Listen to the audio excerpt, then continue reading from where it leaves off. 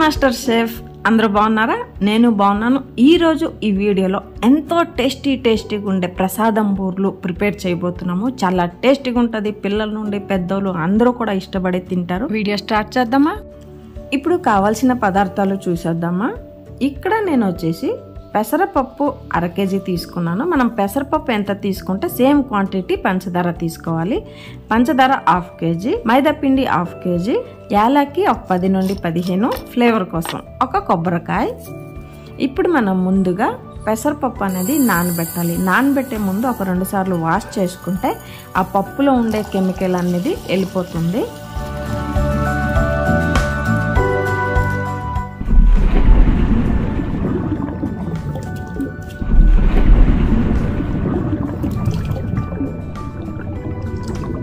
ఇప్పుడు 2 సార్లు వాష్ చేసుకున్న తర్వాత కొంచెం నీరేసి మనం ఈ పప్పు అనేది 3 అవర్స్ నానబెట్టాలి. 3 అవర్స్ అయిన తర్వాత ఒక మిక్సీ జార్ తీసుకొని మిక్సీ జార్లో పప్పు వేసుకొని మనం కొంచెం సాల్ట్ యాడ్ చేసుకొని కచ్చాపిచ్చిగా రుబ్బేద్దాం.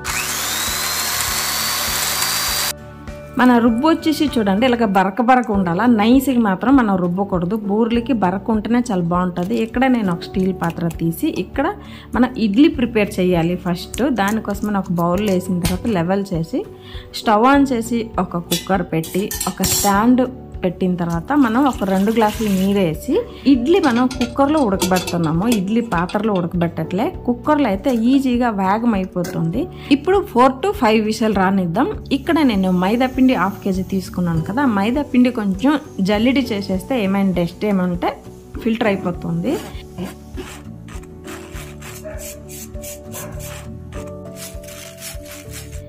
మనకి మైదా పిండి కూడా టేస్ట్గా ఉండాలని నేను ఇక్కడ కాఫీ టీ తాగుతాం కదా, ఆ గ్లాస్లో పంచదార యాడ్ చేస్తున్నాను. కాకపోతే బూర్లకి పెసరపప్పు ఎంత క్వాంటిటీతో పంచదార అంతే క్వాంటిటీ అక్కడ పాకంలో వేయాలి. ఇది సపరేట్ అండి. ఒక చిన్న గ్లాస్తో పంచదార తీసుకోవాలి, గుర్తుపెట్టుకోండి.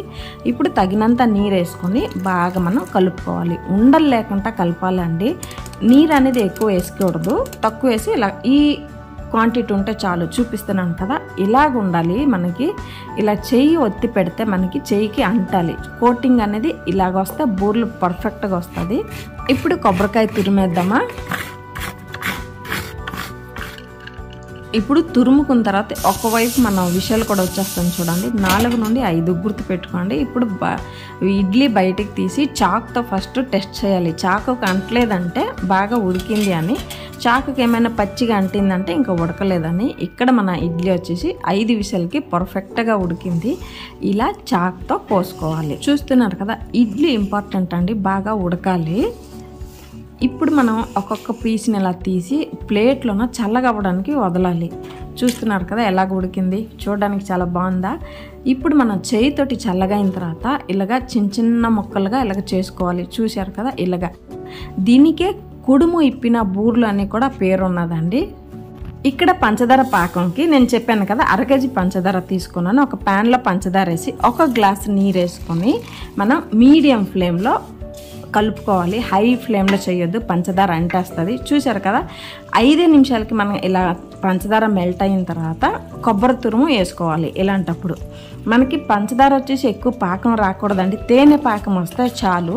చూడండి ఇప్పుడు పాకం రెడీ అయిపోతుంది కదా, ఇలా ఉంటే చాలు. ఇలాంటప్పుడు మనం ఏం చేయాలంటే, ఒకసారి మీకు డౌట్ ఉంటే ఇలా చేయిలో నెలగొత్తి చూస్తే తీగ పాకం లాగా వస్తే చాలు. సేమ్ తేనె పాకం అండి, కష్టమేట్లేదు.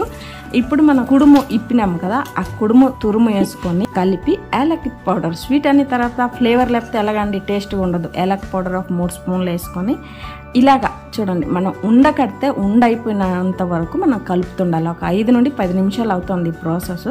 ఇప్పుడు అయిపోయింది కదా, మన బూర్లకి పర్ఫెక్ట్గా రెడీ అయిపోయింది. ఇప్పుడు ఉండలు చుట్టేద్దాం.